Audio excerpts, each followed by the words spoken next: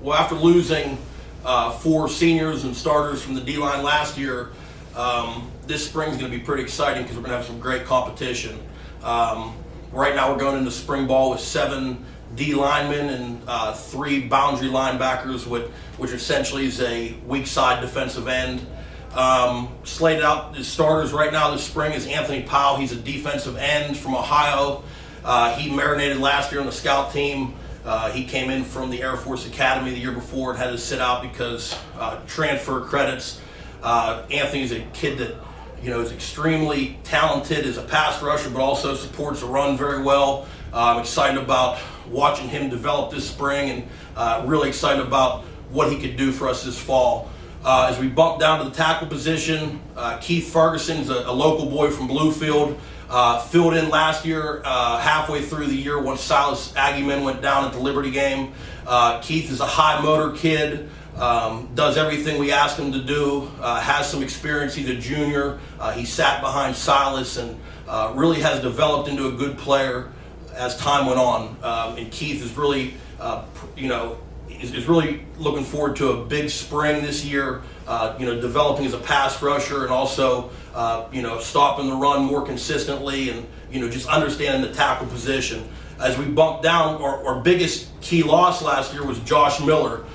Josh was a 3-year starter, couple-year all-conference player, just a real anchor for us in the middle. But I'm really, really excited about Will Greathouse. He was a kid that, sat behind Josh for 2 seasons and played sparingly, gave him some, rest time and came in on our nickel package. And as we watched, our fall cut-ups, it was a kid that really showed up on film. So Will Greathouse is a kid right now that, I'm really, really excited about at that nose position to step up and add another dimension of athleticism in the middle and can really, really be a force in our league and expecting tremendous things out of Will this spring.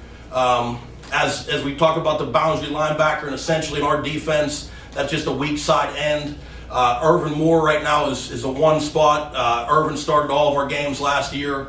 Irvin's a kid from South Carolina with raw talent. As the season went on, he really progressed into a very good football player. Irvin's a kid that works extremely hard. It means a lot to, and as a 2nd-year starter, his 2nd year in the system, understanding the defense, Irvin Moore's production is going to go up a good bit, and I'm looking for a big spring out of him.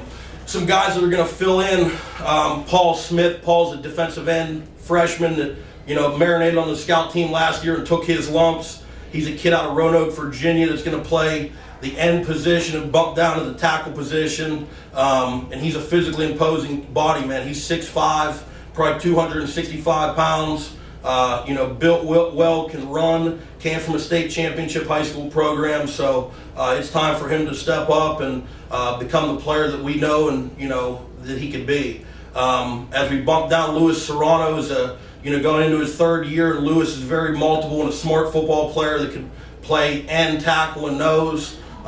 Feel good about throwing him in anywhere at any time just because he has a good football mind and football IQ. So he's a guy that's going to provide depth. And as we go down to the nose position, Kevin Pierre. Kevin's also going into his 3rd year, lived on the scout team the last couple years, but has made a progression and has gotten better and done some things that really caught mine and the rest of the coach's eyes. A big, powerful, strong kid that should provide depth at the nose position.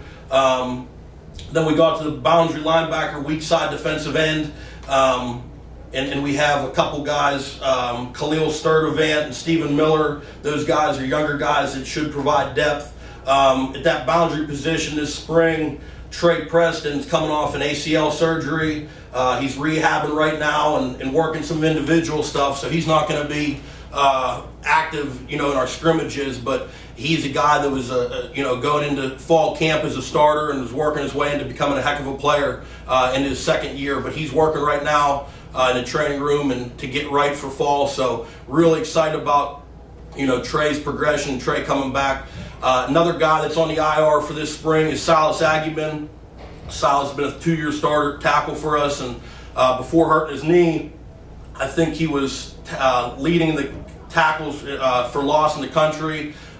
Just been a real staple and a steady player for us at the defensive line position. So he's on his rehab grind right now. Hopefully he comes back stronger than ever. They got him on the Adrian Peterson plan, so get that knee nice and strong. And Salas will be returning this fall, and he'll be doing some good things. One other addition that wasn't with us in the fall was Ryan Shorter. He's a kid from Bluefield. Not sure where he fits right now position-wise, but he's joining the squad. So looking forward to seeing what he could do. Overall, an overview of the defensive line and that weak side end position. Guys that have sat behind some starters, that have paid their dues in the program. I'm expecting huge things out of that group, an athletic group, guys that could create pressure at the quarterback without bringing blitzes. I think just our 4-man rush, we can do some things. Also, I think those guys can fit in there and play the run, but it's going to take tremendous effort and work this spring so we can develop into that group that's